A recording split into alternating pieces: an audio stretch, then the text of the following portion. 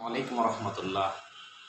সুপ্রিয় বন্ধুরা, আপনারা জানেন 18তম নিবন্ধনে যারা লিখিত পরীক্ষায় উত্তীর্ণ হয়ে ভাইভাতে অনুত্তীর্ণ হয়েছেন, অর্থাৎ 20,000 প্লাস প্রার্থী ভাইভাই পরীক্ষায় অনুত্তীর্ণ হয়েছিল, তারা আজকে 6 আগস্ট মহাসমাবেশের ডাক দিয়েছিল এবং তারা আজকে সকাল 10টা থেকে শাহবাগ চত্বরে জড়ো হতে থাকে এবং শাহবাগ থেকে তারা এনটিআরসি এর কার্যালয়ের দিকে তারা পদযাত্রা শুরু করে এবং তাদের এই মহাসমাবেশে কিছু মেসেজ রয়েছে এবং এটাতে যারা উত্তীর্ণ প্রার্থী রয়েছেন আপনাদের ফলাফলের উপর কোনো ইফেক্ট পড়বে কিনা সে বিষয়ে আজকে আমরা আলোচনা করব। যারা নতুন আছেন চ্যানেলটি সাবস্ক্রাইব করবেন। আপনারা জানেন অনুত্তীর্ণ প্রার্থীরা শাহবাগ থেকে লং মার্চ টু এনটিআরসি এই কর্মসূচি হাতে নিয়ে তারা শাহবাগ থেকে এনটিআরসি এর কার্যালয়ের সামনে উপস্থিত হচ্ছে। তাদের দুইটা দাবি রয়েছে। এই দুটো দাবি নিয়ে তারা নতুন নিয়োগপ্রাপ্ত এনটিআরসি এর যিনি চেয়ারম্যান স্যার রয়েছেন আমিনুল ইসলাম স্যার এবং যে সমস্ত সচিবরা রয়েছেন নতুন নিয়োগপ্রাপ্ত, তাদের কাছে তারা দুটো দাবি উল্লেখ করবে। সে দুটো দাবির একটি হচ্ছে যারা 18তম নিবন্ধন পরীক্ষায় লিখিত উত্তীর্ণ হয়েছে কিন্তু তাদের দাবি হচ্ছে ভাই তাদেরকে ফেল করানো হয়েছে। একটা দাবি তাদেরকে সনদ দিতে হবে, এটা হচ্ছে তাদের দাবি, যেন আমরা লিখিত পরীক্ষায় যেহেতু উত্তীর্ণ হয়েছি তাই আমাদেরকে সনদ দিতে হবে। এটা হচ্ছে তাদের একটা উল্লেখযোগ্য দাবি।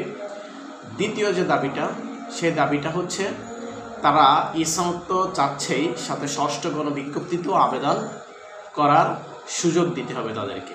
এই দাবিটাও তারা করতেছে, যেটা এই দাবি নিয়ে তারা নতুন চেয়ারম্যান স্যার এবং নতুন যারা সচিব এসেছেন তাদের সাথে যোগাযোগ করবে। এখন বিষয়টা হচ্ছে তাদের এই দাবিগুলো কতটুকু যৌক্তিক আপনারা কমেন্ট বক্সে জানিয়ে যাবেন।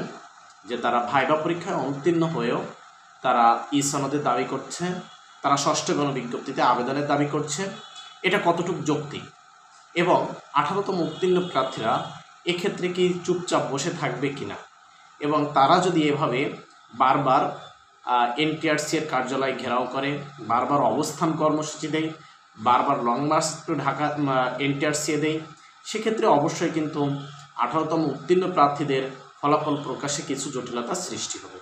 এই জন্য এমনি দেরি হয়ে যাচ্ছে 18তম উত্তীর্ণ প্রার্থীদের ফলাফল প্রকাশে। তারপরে যদি আবার এমন কর্মসূচি থাকে সেক্ষেত্রে আরও জটিলতার সৃষ্টি হবে।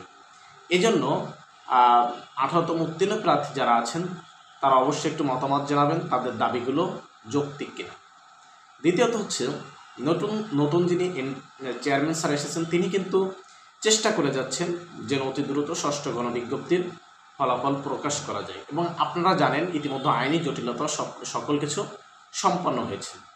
কিন্তু এই যে আপনারা জানেন যেদিনই তিনি প্রথম অফিসে জয়েন করেন, অর্থাৎ রবিবার, চলতি সপ্তাহের রবিবার, এই রবিবারে তিনি যেদিন অফিসে জয়েন করেছিলেন, তিনি যেদিন জয়েন করেছিলেন ওই দিনই এই অনুত্তীর্ণ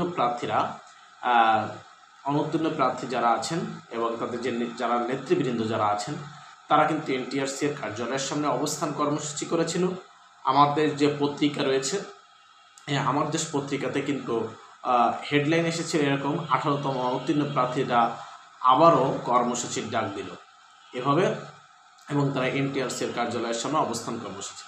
এবং সেখানেও যারা এনটিআরসি অনুত্তীর্ণ প্রার্থী রয়েছে তাদের যারা নেতৃবৃন্দ, তার ভিতর নীলুফা ইয়াসমিন নামে যিনি রয়েছেন, তিনি আমার দেশ পত্রিকাকে একটি সাক্ষাৎকার দিয়েছিলেন। সাক্ষাৎকারে বলেছিলেন যে আমরা নতুন চেয়ারম্যান এবং নতুন যিনি সচিব এসেছেন তার কাছে দুটো দাবি করতে চাই।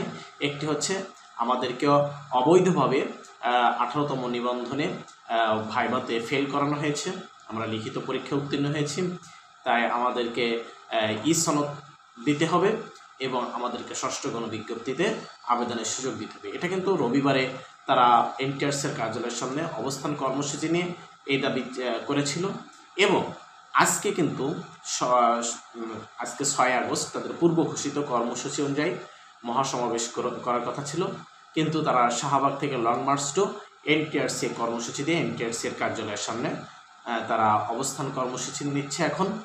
এখন এই বিষয়টা হচ্ছে আপনাদের তারা যদি এভাবে আন্দোলন চালিয়ে যেতে থাকে, হয়তো বা আপনাদের যারা উত্তীর্ণ প্রার্থী রয়েছেন আপনাদের এই ষষ্ঠ গণবিজ্ঞপ্তির ফলাফল প্রকাশে কিছুটা বাধাগ্রস্ত হতে পারে।